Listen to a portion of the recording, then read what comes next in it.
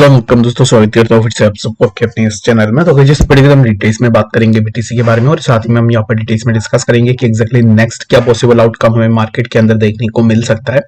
और इस टाइम पर आप देखोगे तो यहाँ पर बीटीसी के अंदर ना एक अच्छा खासा मूवमेंट हमें देखने को मिला है, जिसके ऊपर हमने कल भी डिस्कस किया था कि अगर बीटीसी इसी जोन के अब अपना ब्रेकआउट लेता है then we can see a move in BTC, जो कि हमें एक अच्छा खासा मूवमेंट देखने को मिला है एज एक्सपेक्टेड। 64,700 के आसपास हमें प्राइस देखने को मिला है। अब इस टाइम पे प्राइस जब नीचे ही आ रहा है तो यहाँ पर बीटीसी के लिए एक सपोर्ट रहेगा, जो कि इसी पर्टिकुलर ट्रेंड लाइन पे हमें एक सपोर्ट देखने को मिलेगा। तो right now you can wait for this particular zone. अगर यहाँ से ब्रेक डाउन हो जाता है, ये जो पर्टिकुलर जोन है 63,000, या से अगर हमें ब्रेक डाउन मिलती है देन वी कैन एक्सपेक्ट कि हमें प्राइस में डायरेक्ट एक शार्प फॉल देखने को मिलेगा। 61,800 के आसपास यहाँ तक हमें देखने को मिल सकता है if we take support over this particular zone. और यहाँ पर हम अगर सपोर्ट सस्टेन कर लेते हैं देन वी कैन एक्सपेक्ट कि हमें प्राइस में कुछ इस तरीके का मूवमेंट देखने को मिल जाए। ठीक है, तो बीटीसी के लिए अब इस टाइम पे आप यही एक्सपेक्टेशन लगा सकते हो कि price will remain in the upward movement, अगर प्राइस इसी जोन के आसपास अपना सपोर्ट को सस्टेन करता है तो। ठीक है, जो कि 62,900 यहाँ पर अगर हमें सपोर्ट मिलती है देन वी कैन एक्सपेक्ट कि प्राइस में कुछ इस तरीके का मूवमेंट होगा। तो ये जो मूवमेंट है, ये मूवमेंट क्यों हुआ है, तो many of you guys might be curious about that कि एग्जैक्टली हमें अचानक से क्यों ये मूवमेंट देखने को मिला है। तो इसके पीछे कुछ रीजन यही है कि अब इस टाइम पे यहाँ पर ना कुछ ETFs अप्रूव होने वाले हैं, तो ये काइंड ऑफ पॉजिटिव न्यूज है मार्केट के लिए। तो इसी वजह से ही हमें मार्केट में एक मूवमेंट देखने को मिला है।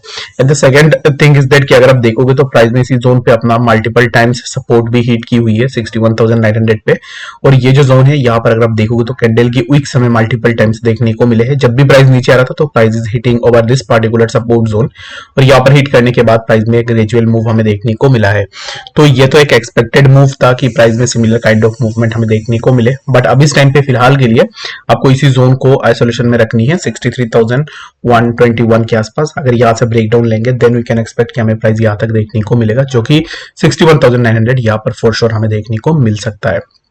तो आई होप कि आपको बीटीसी के बारे में समझ में आ गया होगा कि एग्जैक्टली बीटीसी में क्या नेक्स्ट मूवमेंट हमें देखने को मिल सकता है। ठीक है, तो बाकी अगर आप देखोगे तो ऑलरेडी मैंने ट्विटर के ऊपर जो भी अपडेट्स निकल के आते हैं वो मैं ट्विटर के ऊपर डाल देता हूँ। बाकी अगर आपने अभी तक हमें ट्विटर में ज्वाइन नहीं की है तो लिंक आपको डिस्क्रिप्शन में मिल जाएगा, वहां से जाकर भी आप जरूर से ज्वाइन भी कर सकते हो। कल एक न्यूज निकल के आया था ट्रस्ट वॉलेट को लेकर कि ट्रस्ट वॉलेट को यहाँ पर ना प्ले स्टोर से रिमूव कर दिया गया है। तो मेरे पास ऑलरेडी मोबाइल पे ट्रस्ट वॉलेट है, जो कि मैंने सर्च भी किया था, तो मुझे दिखा रहा था कि अपडेट ऑप्शन के लिए।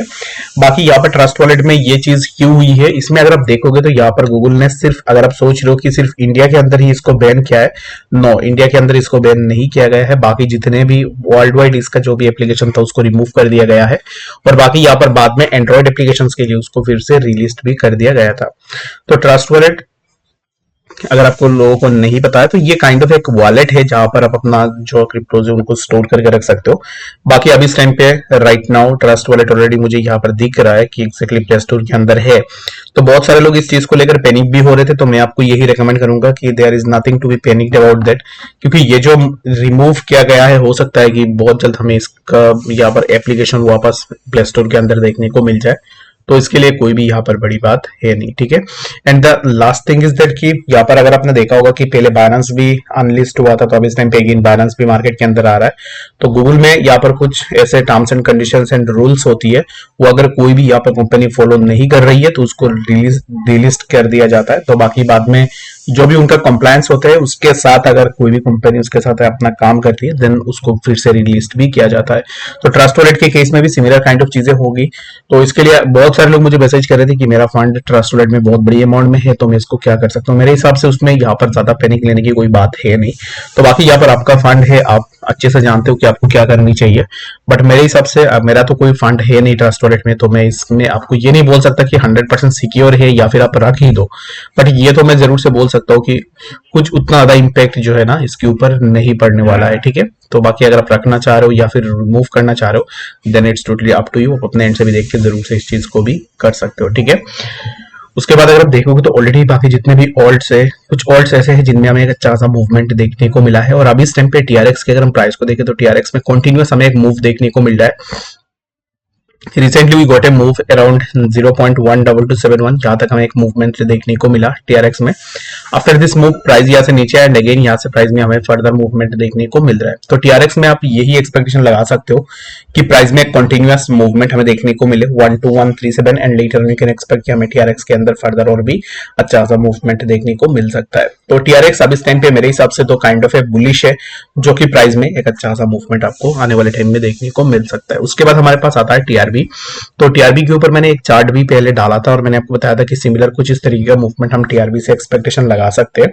तो right now unfortunately price broke below this particular zone. तो अब इस टाइम पे यहाँ पर टीआरएक्स में आप कुछ ज्यादा एक्सपेक्टेशन नहीं रख सकते हो और टीआरएक्स में हो सकता है कि हमें फर्दर और भी डिक्लाइन देखने को मिले, जो कि यहाँ से प्राइस में फर्दर और भी ड्रॉप डाउन हमें देखने को मिल सकता है। ठीक है, तो ये कुछ कॉइन्स है जिनको आपको देखना है। उसके बाद यहाँ पर हमारे पास आ जाता है आरवीएन। तो आरवीएन में भी सिमिलर काइंड ऑफ चीजें हैं, जो कि यहाँ से प्राइस एक अच्छा सा अपवर्ड मूवमेंट में जा सकता है। ठीक है, तो अगर मैं इसको यहाँ से मार्क करूँ, लेट्स सपोज कि we have a trend line resistance, जो कि प्राइस ने मल्टीपल टाइम यहाँ से रेजिस्टेंसेस ऑलरेडी लेके रखा हुआ है। The first resistance that we got from this particular zone is from there. उसके बाद अगेन हमें यहाँ से और एक बार रेजिस्टेंस देखने को मिला है। तो आरवीएन में आप यही एक्सपेक्टेशन लगा सकते हो कि आरवीएन में हमें यहाँ से कुछ इस तरीके का मूव देखने को मिले, जो कि 0.03271 and later you can expect कि हमें यहाँ से प्राइस में कुछ इस तरीके का मूवमेंट देखने को मिल सकता है। तो आरवीएन काइंड ऑफ यहाँ पर बुलिश है, पर हो सकता है कि यहाँ से हमें आरवीएन में एक अच्छा सा मूवमेंट देखने को मिल जाए। तो आई होप कि आपको डिटेल्स में बातें पता लग गई होगी। बाकी कंफ्यूजन होगा कमेंट सेक्शन में जरूर से बताना। मिलते हैं नेक्स्ट अपडेट्स के साथ, तब तक के लिए गुड बाय।